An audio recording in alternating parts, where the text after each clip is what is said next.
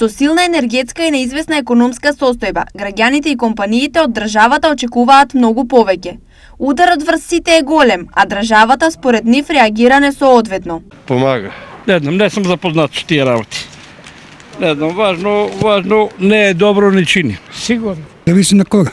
Никако, ништо не помага. Што е тоа, на пример, што државата треба да направи за граѓаните во овој период на светска криза? Треба малку да рачуна за да се прави работата за народот, посебно за народ, да овие шетат по улица као нас.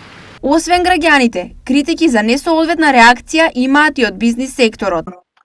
Кога се однесува за енергетската криза и проблемите со пораст на цената на струјата и нафтата и така натаму, гасот, тогаш владата се уште нема некои директни мерки превземено за помош на бизнисот. Најпрво се зафати со решавање на проблемот со топлинската енергија, но јас се надевам дека владата озбилно размислува да помогне на бизнисот за овие проблеми. Од аспект на своевидна стручна неутралност, економистите на ова прашање одговараат. Во овој момент конкретно и друго решение, по-оптимално од ова кое што сега е преземено, ни не постои, заради тоа што опциите на државата се ограничени.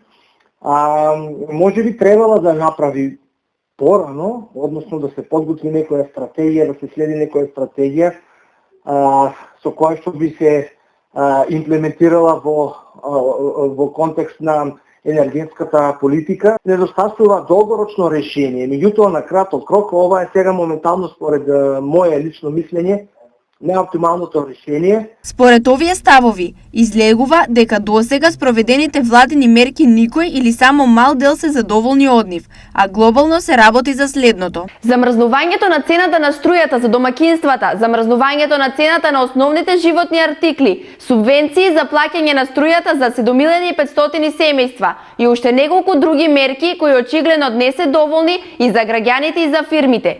Дали понуденото е малку или очекувањата биле големи?